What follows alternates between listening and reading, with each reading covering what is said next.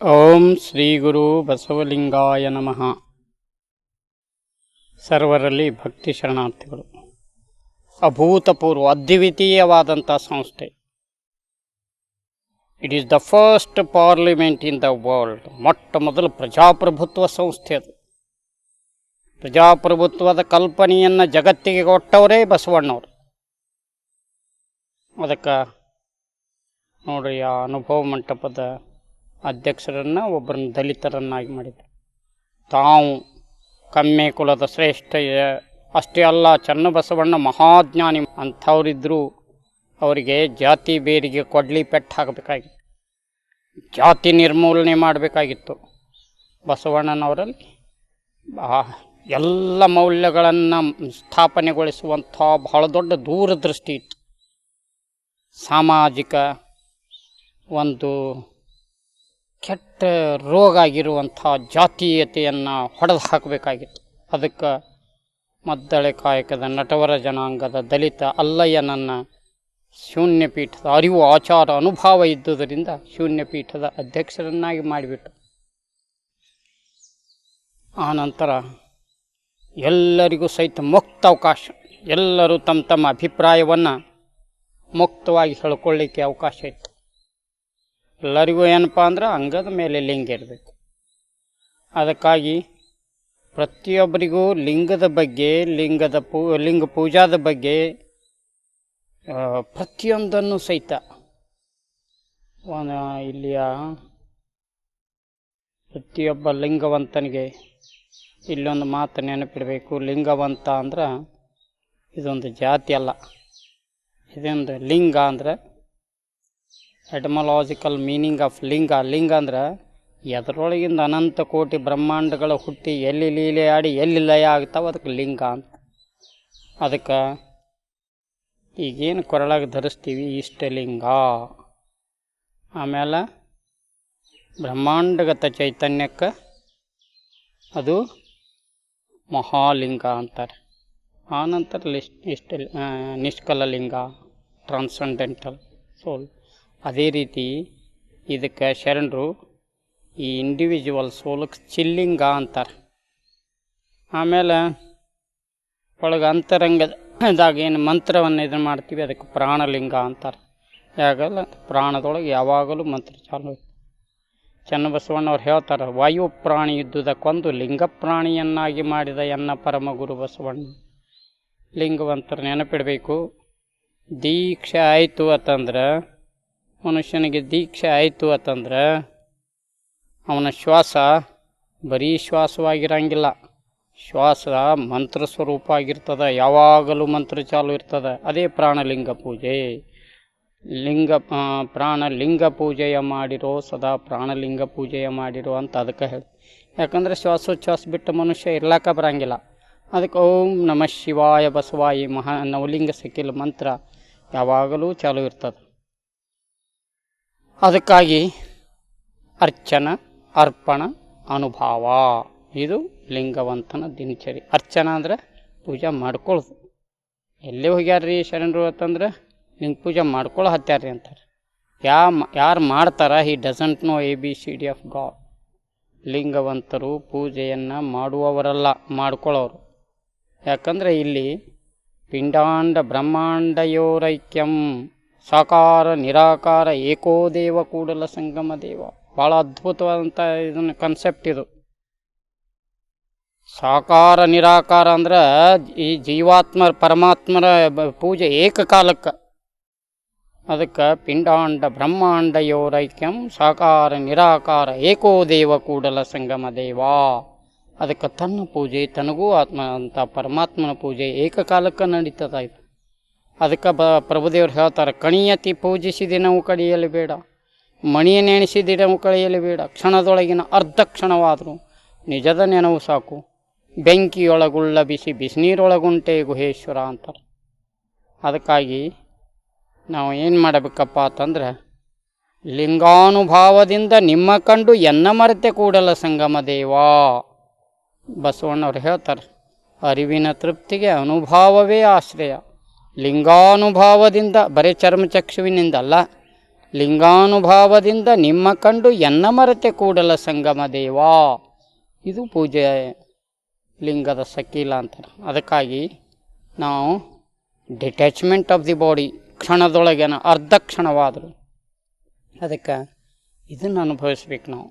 ಇದು ಅದಕ್ಕೆ ಹೇಳ್ತಾರೆ ಶರಣರು ಇದನ್ನು ಏನು ಬಸವಣ್ಣವರು, ಕಂಗಳ ನೋಟ ಹೃದಯದ ಜ್ಞಾನ ಮನದಲ್ಲಿ ನಾನು ಮಾತಾಡುವೆ ಅಂತ.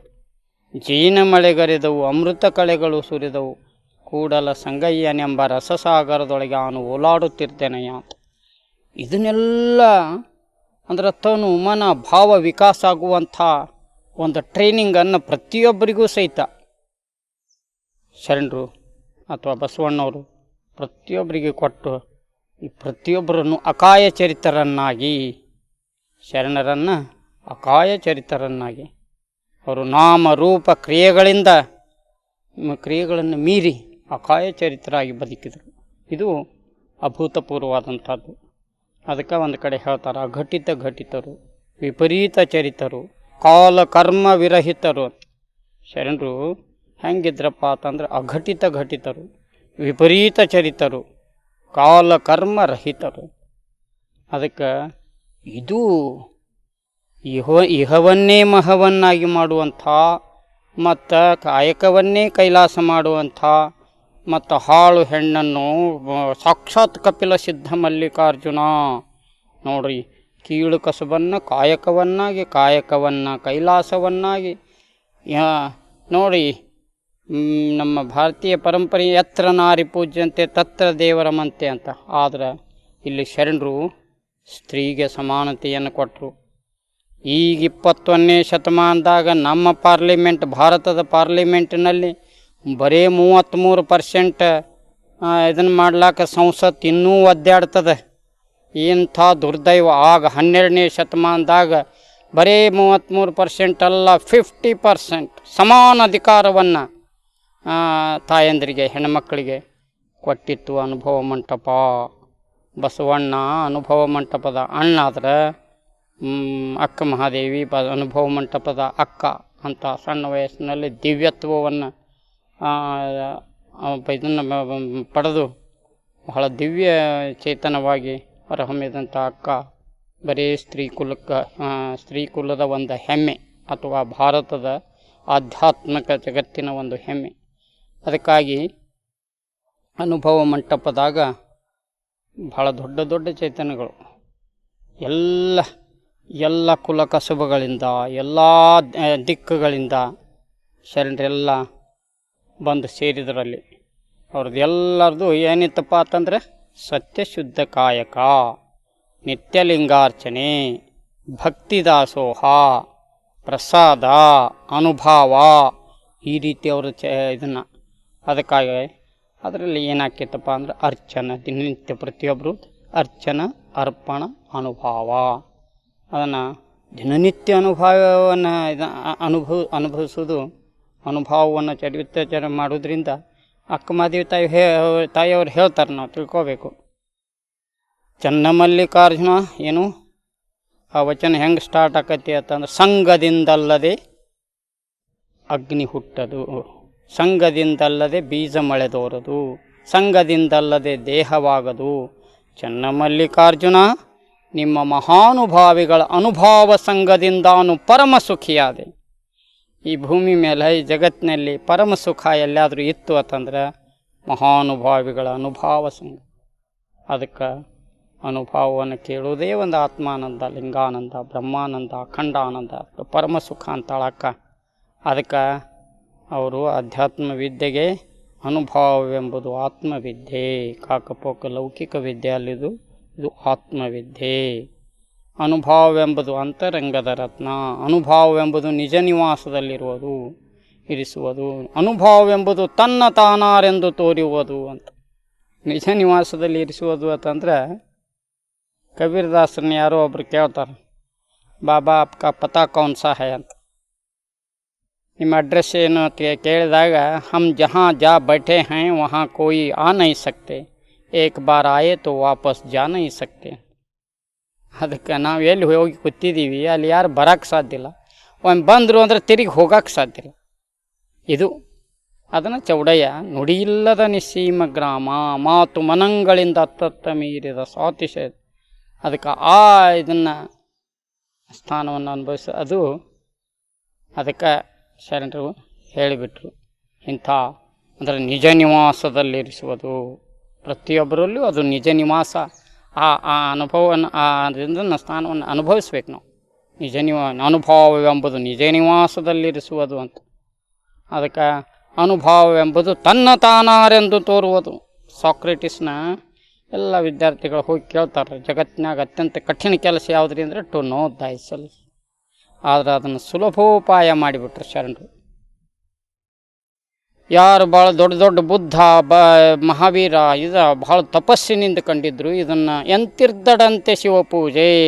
ಪ್ರತಿಯೊಬ್ಬರು ಇಹವನ್ನೇ ಮಹವನ್ನಾಗಿ ಸಹಜ ತಮ್ಮ ಜೀವನದಾಗ ಅಳವಡಿಸಿಕೊಂಡು ಇದು ಅಭೂತಪೂರ್ವ ಕೆಲಸ. ಯಾಕಂದ್ರೆ ಪ್ರತಿಯೊಬ್ಬರು ಸಹಿತ ಶ್ರೀಸಾಮಾನ್ಯರು ಸಹಿತ ಭಾಳ ದೊಡ್ಡ ದೊಡ್ಡ ಯಾರನ್ನೂ ಪೋಸ್ಟ್ ಗ್ರ್ಯಾಜುಯೇಟ್ಸ್ನು ಅಂಥವ್ರು ಇಂಥವ್ರು ಲಡ್ನೇ ಜನರನ್ನ ಎಲ್ಲ ಅಲ್ಲೇ ಪ್ಲೇಟೋ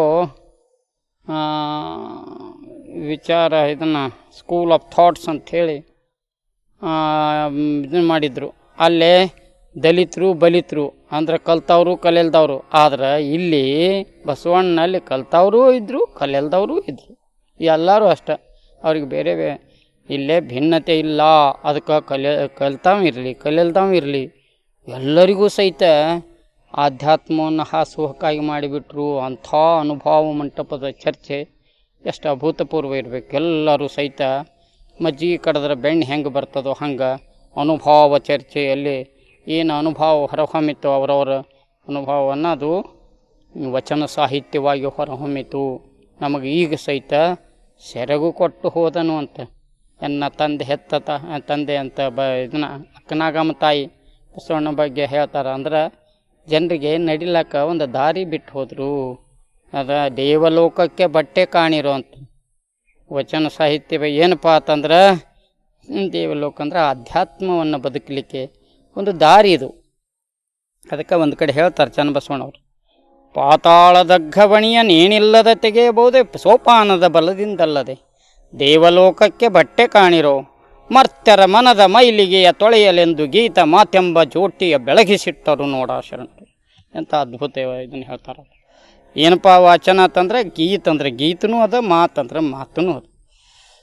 ಅದಕ್ಕೆ ಅವ್ರು ಏನು ಮಾಡ್ಯಾರಪ್ಪ ಅಂತಂದ್ರೆ ಪಾತಾಳದಗ್ಗವಣಿಯ ಹೃದಯದ ಅಂತರಾಳದಲ್ಲಿ ಇರುವಂಥ ಆ ಅನುಭವವನ್ನು ಅದು ಆತ್ಮಸ್ಫುರಣ ಅದು ಹೊರಹೊಮ್ಮಬೇಕಾಗಿತ್ತು ಅಂತಂದ್ರೆ ಹಗ್ಗರೇ ಇರಬೇಕು ಅಥವಾ ಇದನ್ನು ಸೋಪಾನರೇ ಇರಬೇಕು. ಆಚಾರ ಅನ್ನುವಂಥ ಸೋಪಾನ, ಸದಾಚಾರ ಅನ್ನುವಂಥ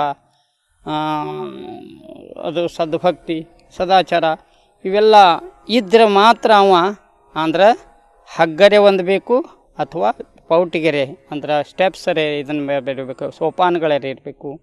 ಅದಕ್ಕೆ ಮತ್ತಿದು ಎದಕ್ಕಪ್ಪ ವಚನ ಸಾಹಿತ್ಯ ಮರ್ತ್ಯರ ಮನದ ಮೈಲಿಗೆಯನ್ನು ತೊಳಿಲಿಕ್ಕೆ ವಚನ ಸಾಹಿತ್ಯ ಏನು ಮಾಡ್ತದಪ್ಪ ಅಂತಂದ್ರೆ ಚನ್ನಬಸವಣ್ಣವರ ಒಂದು ಕಡೆ ಹೇಳ್ತಾರೆ, ಮಂಡೆ ಮಾಸಿದರೆ ಮಹಾಮಜ್ಜನವ ಮಾಡು, ವಸ್ತ್ರ ಮಾಸಿದರೆ ಮಡಿವಾಳಂಗೆಕ್ಕುವುದು. ಬಟ್ಟೆ ಹೊಲಸಾದ್ರೆ ನಾವರೇ ತೊಳ್ಕೊಬೇಕು, ಅಗಸರಿಗಾರಿ ಕೊಟ್ಟು ವಾಸನೆ ಮಾಡಬೇಕು. ಮನಮಲಿನವಾದರೆ ಕೂಡಲ ಚನ್ನ ಸಂಗನ ಶರಣರೊಡನೆ ಅನುಭವವು ಮಾಡುವುದು. ತಲೆ ಹೊಲಸಾತು ಅಂತಂದ್ರೆ ಸ್ವಚ್ಛ ಮಾಡಿ ಎರ್ಕೋಬೇಕು. ಆಮೇಲೆ ಅರಿವಿ ಹೊಲಸಾದ್ರೆ ಮಡಿವಾಳಕ್ಕೆ ಹಾಕ್ಬೇಕು ಅಥವಾ ಅಗಸಕ್ಕೆ ಕೊಡಬೇಕು. ಆದ್ರೆ ಮನಸ್ಸ ಹೊಲಸಾಯಿತು ಅಂತಂದ್ರೆ ಕೂಡಲ ಚನ್ನ ಸಂಗನ ಶರಣರೊಡನೆ ಅನುಭವ ಮಾಡುವುದು ಅಂದರೆ ವಚನ ಚಿಂತನ ಚರ್ಚೆ ಮಾಡುವುದು. ಇದು ಶಿವಾನುಭವ. ಅದಕ್ಕಾಗಿ ಅದು ಏನು ಮಾಡ್ತದೆ ಅಂದರೆ ಮರ್ತ್ಯರ ಮನದ ಮೈಲಿಗೆಯನ್ನು ತೊಳ್ತದೆ. ಆವಾಗ ಏನಾಗ್ತದ, ಮೈಂಡ್ ಬಿಕಮ್ ಸೂಪರ್ ಮೈಂಡ್. ಮನ ಘನಮನ ಹಾಕದ, ಉನ್ಮನ ಹಾಕದ, ಚಿನ್ಮನ ಹಾಕದ, ಮಹಾಮನ ಹಾಕದ. ಆವಾಗ ಆ ಮಂಗನಂಥ ಮನಸ್ಸು ಲಿಂಗ ಆಗೋದ್ರಿಂದ ಮನುಷ್ಯ ಮಹಾದೇವನಕ್ಕನ ಅಲ್ಲೇ ದಿವ್ಯತ್ವವನ್ನು ಗುರುಗಳು ಮನಸ್ಸಿಗೆ ದಿವ್ಯತ್ವವನ್ನು ಸಂಬಂಧಿಸುವುದೇ ಅದು ದೀಕ್ಷೆ. ಅದಕ್ಕೆ ಅಕ್ಕಮಹಾದೇವಿ ತಾಯಿ ಹೇಳ್ತಾಳೆ, ನರಜನ್ಮವ ತೊಡೆದು ಹರಜನ್ಮವ ಮಾಡಿದ ಗುರುವೇ. ಹ್ಯೂಮನ್ ಲೈಫ್ ಹೋಗಿ ಡಿವೈನ್ ಲೈಫ್ ಹಾಕದ. ಇದು ಭವ್ಯತೆ. ಒಬ್ಬ ನರೇಂದ್ರ ಹೋಗಿ Swami Vivekananda being and becoming ಭೂತಿ ವಿಭೂತಿ. ಅದಕ್ಕೆ ನರೇಂದ್ರ ಭೂತಿ, ಸ್ವಾಮಿ ವಿವೇಕಾನಂದ ವಿಭೂತಿ, ಗದಾಧರ ಭೂತಿ, ರಾಮಕೃಷ್ಣ ಪರಮಹಂಸ ವಿಭೂತಿ, ಬಸವರಸ ಭೂತಿ, ಬಸವಣ್ಣ ವಿಭೂತಿ, ಮಹಾದೇವಿ ಭೂತಿ, ಅಕ್ಕ ಮಹಾದೇವಿ ವಿಭೂತಿ. ಹಂಗೆ ಎಲ್ಲರೂ ದೀಕ್ಷೆ ಹೊಂದಿ ಸಾಧನೆ ಮಾಡಿದ್ರೆ ವಿಭೂತಿ ಪುರುಷರಕ್ಕರ. ಸಗಣಿ ಹೋಗಿ ವಿಭೂತಿ ಅಕ್ಕದ. ಯಾವುದು? ಇದರಿಂದ ಸಂಸ್ಕಾರದಿಂದ. ಸಗಣಿ ಅಡವ್ಯಾಗ ಬಿದ್ದಿದ್ರೆ, ದಡ್ಡ್ಯಾಗ ತಟ್ಟಿದ್ರೆ ಕುಳ್ಳು ಕಾಕುಳ್ಳು ಹಾಕದ. ಅದನ್ನು ಸಂಸ್ಕಾರ ಕೊಟ್ರೆ ಬೂದಿ ಹಾಕದ. ಬೂದಿಗೆ ಸಂಸ್ಕಾರ ಕೊಟ್ರೆ ಮಂತ್ರ ಪಾದೋದಕದಿಂದ ವಿಭೂತಿ ಹಾಕದ. ಅದಕ್ಕೆ ಸಗಣಿದ್ದಾಗ ಯಾರೂ ಹಚ್ಚಂಗಿಲ್ಲ. ವಿಭೂತಿ ಆದಾಗ ಬಸವ ಬಸವ ಎಂದು ಭಸಿತಮಂ ಧರಿಸಿದರೆ ಬಸವಾದಿ ಪ್ರಮಥರಿಗೆ ಪ್ರೀತಿಯ ಭಕ್ತಿಯಿಂದ ಹಚ್ತೀವಿ. ಹಂಗೆ ಸಾಮಾನ್ಯ ಮನುಷ್ಯ ಅಂತಂದ್ರೆ ದೀಕ್ಷೆ ಹೊಂದಲ್ದಾವಂದ್ರೆ ಸಗಣಿ ಇದ್ದಂಗೆ. ಮತ್ತು ಯಾವಾಗ ದೀಕ್ಷೆಯನ್ನು ಹೊಂದುತ್ತೀವಿ ಆವಾಗ ವಿಭೂತಿ ಆದಂಗೆ. ಬರೀ ಹಚ್ಚಂಗಿಲ್ಲ, ಭಕ್ತಿಯಿಂದ ಹಚ್ತೀವಿ ಬಸವಾದಿ ಪ್ರಮಥರ. ಅದಕ್ಕೆ ನಾವು ಪ್ರತಿಯೊಬ್ಬರೂ ಸಹಿತ ಗುರುಪುತ್ರರಾಗಬೇಕು. ಯಾಕಂದ್ರೆ ತಾಯಿ ತಂದೆ ಹೊಟ್ಟೆಯಿಂದ ಹುಟ್ಟಿದಾಗ ಇದು ಮಾಂಸಪಿಂಡ ಇರ್ತದೆ. ಗುರುಗಳ ಹಸ್ತದಲ್ಲಿ ಹುಟ್ಟಿದಾಗ ಮಂತ್ರಪಿಂಡ ಹಾಕದ. ಅದು ಪ್ರಕೃತಿ ಕಾಯಿ ಹೋಗಿ ಜ್ಞಾನಕಾಯಿ ಹಾಕದ. ನರಜನ್ಮ ಹೋಗಿ ಹರಜನ್ಮ ಹಾಕದ. ಹ್ಯೂಮನ್ ಲೈಫ್ ಹೋಗಿ ಡಿವೈನ್ ಲೈಫ್ ಹಾಕದ. ಇಂಥ ಅದ್ಭುತವಾದಂಥ ಮನುಷ್ಯ ಜನ್ಮದಲ್ಲೇ ಇದನ್ನು ಅನುಭವಿಸುವಂಥ.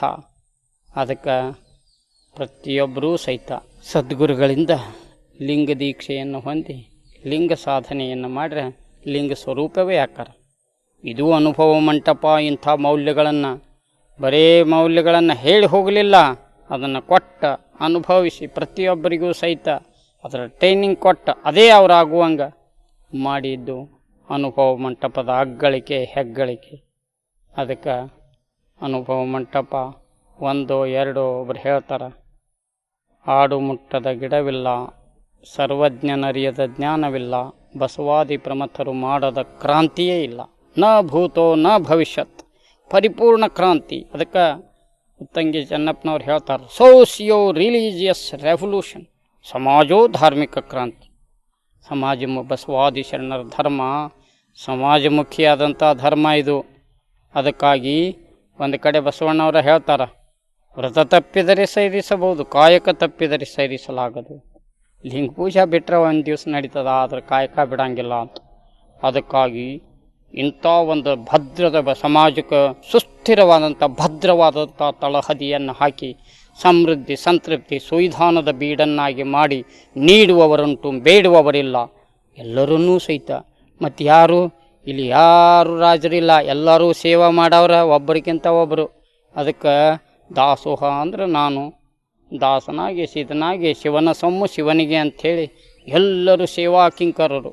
ಒಬ್ಬ ಫೌಂಡರ ಲೀಡರ ಏನಂದ್ಬಿಟ್ರು, ನನಗಿಂತ ಕಿರಿಯರಿಲ್ಲ ಶಿವಭಕ್ತರಿಗೆ, ನಾನು ಒಬ್ಬನೇ ಭಕ್ತ, ಉಳಿದ ಜಂಗಮ ಲಿಂಗ ನೀವೇ ಅಯ್ಯ ಕೂಡ, ನೀವೆಲ್ಲ ದೇವರು, ನಾವೊಬ್ಬ ಭಕ್ತ. ಅವರ ಹಿಂಗನ್ನು ಹೊತ್ನ್ಯಾಗ ಲಿಂಗ ಎದಕ್ಕೆ ಕೊಟ್ರಪ್ಪ ಅಂದರೆ ಇಂಟ್ರಾಸ್ಪೆಕ್ಷನ್, ಆತ್ಮನಿರೀಕ್ಷಣೆಗಾಗಿ. ಅದಕ್ಕೆ ಕಬೀರದಾಸರು ಒಂದು ಕಡೆ ಹೇಳ್ತಾರೆ, ಜಬ್ ತಕ್ ಮೈನೆ ಬಾಹರ ದೇಖಾ ಕೋಯಿ ಬರಾನ ದೀಖಾ, ಜಬ್ ಮೈನೆ ಅಂದರ ದೇಖಾ ಮುಜ್ಸೆ ಬುರಾನ ಕೋಯಿ ದೀಖಾ ಅಂತ. ಎಲ್ಲಿ ತಕ್ಕ ಹೊರಗೆ ನೋಡಿ ಯಾರು ಚಲೋ ಕಾಣಲಿಲ್ಲ, ಯಾವಾಗ ಒಳಗೆ ನೋಡಿ ನನಗೆ ಕೆಟ್ಟಾರ ಕಾಣಲಿಲ್ಲ ಅಂತ ಹೇಳಿ ಭಕ್ತಿ ಭಂಡಾರಿ ಬಸವಣ್ಣವ್ರು ಹೇಳ್ತಾರೆ. ಅಂಥ ಫೌಂಡರ್ ಆಫ್ ಅನುಭವ ಮಂಟಪ ಭಕ್ತಿ ಭಂಡಾರಿ ಬಸವಣ್ಣವ್ರು ಏನಂತಾರಪ್ಪ ಅಂತಂದ್ರೆ, ಮಾಡಿ ತಪ್ಪುವೆ, ನೀಡಿ ತಪ್ಪುವೆ, ನಡೆದು ತಪ್ಪುವೆ, ನುಡಿದು ತಪ್ಪುವೆ. ಅಂದ್ರೆ ಮನುಷ್ಯನಿಗೆ ತನ್ನ ತಪ್ಪಿನ ಅರಿವು ಯಾವಾಗ ಹಾಕದಪ್ಪ ಅಂತಂದ್ರೆ ಆತ್ಮನಿರೀಕ್ಷಣೆಯನ್ನು ಮಾಡಿಕೊಂಡಾಗ, ಹೊರಗೆ ನೋಡಿದಾಗಲ್ಲ. ಅದಕ್ಕೆ ಹೊರಗೆ ನೋಡೋದು ಅಧ್ಯಾತ್ಮ ಅಲ್ಲ, ಒಳಗೆ ನೋಡೋದು ಅಧ್ಯಾತ್ಮ. ಅದಕ್ಕೆ ಬಸವಣ್ಣವರು ಲಿಂಗದ ಮೂಲಕ ಒಳಗೆ ಹೋಗ್ಲಕ್ಕ, ಒಳಗನ್ನು ಹರಿಲಕ್ಕ, ಹೃದಯವನ್ನು ಬಿಚ್ಚಿಡ್ಲಿಕ್ಕೆ. ಅದಕ್ಕೆ ನಡೆ ನುಡಿ ಸಮಾನ ಆಗ್ಲಾಯ್ತು. ಆವಾಗ ತನ್ನ ತಪ್ಪನ್ನು ಅದಕ್ಕೆ ಅವ್ರು ಹೇಳಿಬಿಟ್ರು, ಲೋಕದ ಡೊಂಕ ನೀವೇ ಕೆತ್ತಿದ್ದುವಿರಿ, ನಿಮ್ಮ ತನುವ ಸಂತೈಸಿಕೊಳ್ಳಿ, ನಿಮ್ಮ ಮನವ ಸಂತೈಸಿಕೊಳ್ಳಿ. ಆತ್ಮನಿರೀಕ್ಷಣೆಯಿಂದ ಇದು ಸಾಧ್ಯದ. ತನುವ ಸಂತೈಸಿಕೊಳ್ಳೋದು, ಮನವ ಸಂತೈಸಿಕೊಳ್ಳೋದು, ಇವತ್ತರನ್ನೆಲ್ಲ ಡಿವಿನೈಸ್ ಮಾಡೋದು, ಈ ಲಿಂಗ ನಿನ್ನಂಗಕ್ಕೆ ಆಲಿಂಗನವಾಗಲಿಕ್ಕೆ ಈ ಲಿಂಗ ಪೂಜೆ ಮಾಡ್ಕೋತ ಎಲ್ಲ ಅಂಗೇಂದ್ರಿಗಳೆಲ್ಲ ಲಿಂಗೇಂದ್ರಿಗಳಾಕ್ಕವ. ಪಂಚಪ್ರಾಣಗಳು 1 2 ಎಲ್ಲವೂ ಸಹಿತ ಲಿಂಗಮಯ ಆಗುತ್ತೆ, ಡಿವಿನೈಸ್ ಆಕ್ಕವ. ಆವಾಗ ನೋಡಿರಿ, ನಾವು ಏನು ನೋಡ್ತೀವಿ, ನಾವು ಏನು ರುಚಿಸ್ತೀವಿ, ಪ್ರತಿಯೊಂದು ಸಹಿತ ಅವು ಎಲ್ಲ ಪಂಚೇಂದ್ರಿಯಗಳೆಲ್ಲ ಅವು ದಿವ್ಯ ಆಕ್ಕವ. ಆದ್ದರಿಂದ ಏನಾಕ್ಕದ, ಮನುಷ್ಯನ ಇದನ್ನೆಲ್ಲ ಇಂದ್ರಿಯಗಳೆಲ್ಲ ಪಂಚಪರುಷಗಳಾಕ್ಕವ. ಅದು ಸಾಧನೆಯಿಂದ ಸಾಧ್ಯದ. ದಿನನಿತ್ಯ ಲಿಂಗ ಅರ್ಚನೆ. ಅದಕ್ಕೆ ಬಸವಣ್ಣವ್ರು ಹೇಳ್ತಾರೆ, ಒಂದು ಕಡೆ ಏನು ಹೇಳ್ತಾರಪ್ಪ ಅಂದ್ರೆ, ಮನವೇ ಸರ್ಪ ತನುವೇ ಹೇಳಿಗೆ, ಹಾವಿನ ಒಡೆತನ ಹುದುವಾಳಿಗೆ, ಇನ್ನಾವಾಗ ಕೊಂದಹುದೆಂದರಿಯೇ, ಇನ್ನಾವಾಗ ತಿಂದಹುದೆಂದರಿಯೇ, ನಿಚ್ಚಕ್ಕೆ ಪೂಜಿಸಬಲ್ಲರೆ ಅದೇ ಗಾರುಡ ಕೂಡಲ ಸಂಗಮ ದೇವಾ. ನಾವು ದಿನನಿತ್ಯ ವ್ಯಾವಹಾರಿಕ ಜಂಜಾಟದೊಳಗೆ ಮನಸ್ಸು ಘಾಸಿಗೊಳ್ತಿರ್ತದೆ. ಅದಕ್ಕೊಂದು ಒಳ್ಳೆಯ ಅಂಥ ಸರ್ಪದಂಥ 5 ಹೆಡಿ ಸರ್ಪ ಆದಂಥ ಈ ಮನಸ್ಸು ಯಾವ ಲಿಂಗ ಪೂಜೆ ಮಾಡ್ಕೊಳ್ಳೋದ್ರಿಂದ ಏನಾಕ್ಕದಪ್ಪ ಅಂದ್ರೆ, ಇದೊಂದು ಗಾರುಡ ವಿದ್ಯೆ ಅಂತ. ಗರುಡ ಮ್ಯಾಲೆ ಇತ್ತು ಅಂತಂದ್ರೆ ಹಾವ ಪಟ್ನ ಬಿಲದೊಳಗೆ ಹೊಕ್ಕದು. ಹಂಗೆ ಮನಸ್ಸನ್ನು ಮೃದುಗೊಳಿಸ್ಲಿಕ್ಕೆ, ಮನಸ್ಸನ್ನು ಸಬಲಗೊಳಿಸ್ಲಿಕ್ಕೆ, ಮನಸ್ಸನ್ನು ನಿರ್ಮಲಗೊಳಿಸ್ಲಿಕ್ಕೆ ಯಾವುದಾದ್ರೂ ಒಂದು ಸುಲಭ ಉಪಾಯ ಇತ್ತು ಅಂದರೆ, ಕಾಯದೊಳಗುರು ಲಿಂಗ ಜಂಗಮದ ಆಯತವನ ಅರಿಯಲ್ಗೆ ಸುಲಭೋಪಾಯ ಅಂತಾರೆ. ಸುಲಭ ಉಪಾಯ ಇತ್ತು ಅಂತಂದ್ರೆ ಲಿಂಗ ನಿರೀಕ್ಷಣೆ, ಶಿವಯೋಗ, ದೃಷ್ಟಿಯೋಗ. ಅದಕ್ಕೆ ನಿಜಗುಣ ಶಿವಯೋಗಗಳು ಹೇಳ್ತಾರೆ, ಆವ ಪುಣ್ಯವೋ ಲಿಂಗ ಪೂಜಾ ವಿಧಿ ಅನುಭವಬಹುದು ನರ ಜನ್ಮದಳು. ಏನಪ್ಪ, ಎಷ್ಟು ಸೌಭಾಗ್ಯ, ಎಷ್ಟು ಪುಣ್ಯ ಮಾಡಿರ್ಬೇಕು ನಾನು, ಮನುಷ್ಯ ಜನ್ಮಕ್ಕೆ ಬಂದ ಮೇಲೆ ನನಗೆ ಲಿಂಗ ಪೂಜೆ ಮಾಡ್ಕೊಳ್ಳುವಂಥ ಸೌಭಾಗ್ಯ ಸಿಕ್ತಲ್ಲ ಅಂತ. ನಿಜಗುಣ ಶಿವಯುಗಳಂಥ ಮಹಾಜ್ಞಾನಿ ಅವರು ಈ ಉದ್ಗಾರವನ್ನು ತೆಗಿತಾರೆ. ಅದಕ್ಕೆ ಲಿಂಗ ಪೂಜೆ ಸಾಮಾನ್ಯ ಅಲ್ಲ. ಲಿಂಗ ಪೂಜೆ ಇಷ್ಟಲಿಂಗ ಕೊಟ್ಟದ್ದ ಬಸವಣ್ಣವ್ರು 12 ವರ್ಷ ಚಿಂತನೆಯ ಫಲ. ಅದು ಒಂದು ವಚನದಾಗ ಬಸವಣ್ಣವ್ರು ಹೇಳ್ತಾರೆ, ಬದುಕಿದೇನು ನಾ ಬಯಕೆ ಕೈ ಸಾರಿ ತಿಂದು, ಹಿಂದೆ 12 ವರ್ಷದ ಚಿಂತೆಯಿಂದ ನಿಶ್ಚಿಂತೆಯಾಯಿತು. ಒಂದು ಇಷ್ಟಲಿಂಗ ಸಂಶೋಧನೆ ಆಗಬೇಕಾಗಿತ್ತು ಅಂದರೆ ಬಸವಣ್ಣ 12 ವರ್ಷ ಚಿಂತನೆ ಮಾಡ್ಯಾರ. ಅದಕ್ಕಾಗಿ ಲಿಂಗವಂತರು ತಿಳ್ಕೋಬೇಕು, ಅಥವಾ ಮನುಕುಲ ತಿಳ್ಕೋಬೇಕು. ಲಿಂಗ ಇಷ್ಟಲಿಂಗ ಸಾಮಾನ್ಯ ಅಲ್ಲದು. ಬಸವಣ್ಣನ ಅಂಥ ಮಹಾಪ್ರವಾದಿ, ಅಭೂತಪೂರ್ವ ಕ್ರಾಂತಿಕಾರಿ, ಫೌಂಡರ್ ಆಫ್ ದಟ್ ಅನುಭವ ಮಂಟಪ, ವಿಶ್ವಗುರು, ಧರ್ಮಗುರು ಬಸವಣ್ಣವರು 12 ವರ್ಷ ಇದು ಚಿಂತನೆ ಮಾಡಿ ಇಂಥ ಒಂದು ಯೌಗಿಕ ಎಂಬ್ಲೆಮ್ ಅರುಹಿನ ಕುರುಹನ್ನು ಪ್ರತಿಯೊಬ್ಬರಲ್ಲಿಯೂ ಅವರು ಅದನ್ನು ಜಾಗೃತಿ ಮಾಡ್ಕೊಳ್ಳಿಕ್ಕೆ ಯಾವುದಪ್ಪ ಅಂತಂದ್ರೆ ಮೆಟಾಫಿಸಿಕಲ್ ಮಿರರ್, ಇಷ್ಟಲಿಂಗ. ಪ್ರಭುದೇವರು ಹೇಳ್ತಾರೆ, ಪ್ರಾಣಲಿಂಗದ ಪ್ರಸನ್ನ ಮುಖವ ಪರಿಣಾಮಿಸಲೋಸುಗ ಕರತೇಜವೆಂಬ ದರ್ಪಣವ ಹಿಡಿದಿರ್ಪನು ನೋಡ ಶರಣನು. ಲಿಂಗ ಏನಪ್ಪ ಅಂದರೆ ಕರತೇಜ ಅನ್ನುವಂಥ ದರ್ಪಣ ಅಂದರೆ ಮೆಟಾಫಿಸಿಕಲ್ ಮಿರರ್. ಫಿಸಿಕಲ್ ಮಿರರ್ದಾಗ, ಭೌತಿಕ ದರ್ಪಣದಾಗ ನಮ್ಮ ಮುಖ ಕಾಣ್ತದೆ. ಆದರೆ ಪ್ರಾಣಲಿಂಗದ ಪ್ರಸನ್ನ ಮುಖ ಪರಿಣಾಮಿಸಲು ಕರತೇಜವೆಂಬ ದರ್ಪಣ. ಅದಕ್ಕೆ ಈ ದರ್ಪಣವನ್ನು, ಅದಕ್ಕೆ ಒಂದು ಕಡೆ ಬಸವಣ್ಣವ್ರು ಹೇಳ್ತಾರೆ, ಕನ್ನಡಿಯ ನೋಡುವ ಅಣ್ಣಗಳಿರ ಜಂಗಮವ ನೋಡಿರಿ.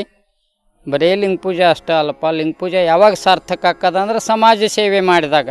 ಅದಕ್ಕೆ ಕನ್ನಡಿಯ ನೋಡುವ ಅಣ್ಣಗಳಿರ ಜಂಗಮವ ನೋಡಿರಿ. ಶರಣರ ದೃಷ್ಟಿಯಲ್ಲಿ ಸಮಾಜವೇ ಜಂಗಮ, ಆಮೇಲೆ ಅರಿವು ಆಚಾರ ಅನುಭವ ಉಳ್ಳಂಥ ಜಂಗಮ. ಜಂಗಮ ಅಂದರೆ ಒಂದು ವ್ಯಕ್ತಿ ಅಲ್ಲ, ಒಂದು ದಿವ್ಯವಾದ ಶಕ್ತಿ.